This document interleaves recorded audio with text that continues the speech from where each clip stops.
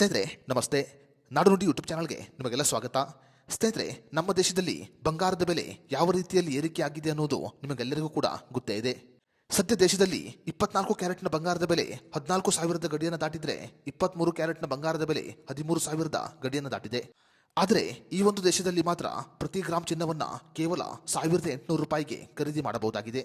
ಹಾಗಾದ್ರೆ ಕೇವಲ 1,800 ರೂಪಾಯಿಗೆ 1 ಗ್ರಾಮ್ ಬಂಗಾರ ಸಿಗುವ ಆ ದೇಶ ಯಾವುದು ಅನ್ನೋದರ ಬಗ್ಗೆ ಸಂಪೂರ್ಣ ಮಾಹಿತಿಯನ್ನ ಈ ವಿಡಿಯೋದಲ್ಲಿ ನಾವು ನಿಮಗೆ ತಿಳಿಸಿಕೊಡ್ತೀವಿ. ಅದಕ್ಕೂ ಮುನ್ನ ನಮ್ಮ ದೇಶದಲ್ಲಿ ಬಂಗಾರದ ಬೆಲೆ ಈ ರೀತಿಯಾಗಿ ಏರಿಕೆಯಾಗಿರುವುದರ ಬಗ್ಗೆ ನಿಮ್ಮ ಅನಿಸಿಕೆ ಅಭಿಪ್ರಾಯವನ್ನು ನಮಗೆ ಕಮೆಂಟ್ ಬಾಕ್ಸ್ ನಲ್ಲಿ ತಿಳಿಸಿ. ಸ್ನೇಹಿತರೆ, ನೀವೆಲ್ಲರೂ ಕೂಡ ವೆನೆಜುವೆಲಾ ದೇಶವನ್ನ ಕೇಳೇ ಇರ್ತೀರಾ. ಕಳೆದ 10 ವರ್ಷಗಳ ಅವಧಿಯಲ್ಲಿ ಈ ವೆನೆಜುವೆಲಾ ದೇಶ ತೀವ್ರವಾದ ಆರ್ಥಿಕ ಸಂಕಷ್ಟವನ್ನ ಎದುರಿಸುತ್ತಿದೆ ಅಂತ ಹೇಳಬಹುದು.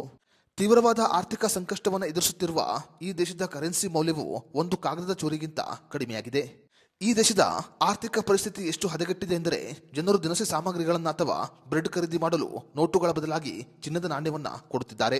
ಸ್ನೇಹಿತರೆ, ಈ ದೇಶದಲ್ಲಿ ಚಿನ್ನವು ಹೂಡಿಕೆಯ ವಸ್ತುವಾಗಿ ಉಳಿದಿಲ್ಲ, ಬದಲಾಗಿ ವ್ಯವಹಾರಿಕ ಕರೆನ್ಸಿಯಾಗಿ ಮಾರ್ಪಟ್ಟಿದೆ. ಈ ದೇಶದಲ್ಲಿ ಸಾಕಷ್ಟು ಅಕ್ರಮ ಗಣಿಗಾರಿಕೆ ಇದ್ದು ಅಕ್ರಮವಾಗಿ ಚಿನ್ನವನ್ನ ಹೊರತೆಗೆಯಲಾಗುತ್ತೆ. ಅಕ್ರಮವಾಗಿ ಚಿನ್ನವನ್ನು ಹೊರತೆಗೆಯುವ ಕಾರಣ ಅಂತಾರಾಷ್ಟ್ರೀಯ ಮಾರುಕಟ್ಟೆಗೆ ಅದನ್ನು ಅಧಿಕೃತವಾಗಿ ಮಾರಾಟ ಮಾಡಲು ಸಾಧ್ಯವಿಲ್ಲ. ಅಂತಾರಾಷ್ಟ್ರೀಯ ಮಾರುಕಟ್ಟೆಯಲ್ಲಿ ಈ ಚಿನ್ನವನ್ನ ಮಾರಾಟ ಮಾಡಲು ಸಾಧ್ಯವಾಗದ ಕಾರಣ ಈ ದೇಶದಲ್ಲಿ 1 ಗ್ರಾಮ್ ಬಂಗಾರದ ಬೆಲೆ ಕೇವಲ 1,800 ರೂಪಾಯಿಯಿಂದ 2,000 ರೂಪಾಯಿ ಆಗಿದೆ. ಆದರೆ ನಮ್ಮ ದೇಶದಲ್ಲಿ 1 ಗ್ರಾಮ್ ಬಂಗಾರದ ಬೆಲೆ ಬರೋಬ್ಬರಿ 14,000 ರೂಪಾಯಿ ಆಗಿದೆ.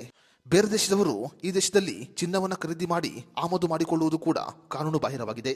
ಈ ಕಾರಣಗಳಿಂದ ಬೇರೆ ದೇಶದವರು ಇಲ್ಲಿ ಚಿನ್ನವನ್ನು ಖರೀದಿ ಮಾಡಲು ಸಾಧ್ಯವಿಲ್ಲ. ಈ ದೇಶದಿಂದ ಚಿನ್ನವನ್ನ ಆಮದು ಮಾಡಿಕೊಳ್ಳುವುದು ದೊಡ್ಡ ಅಪರಾಧವಾಗಿದೆ.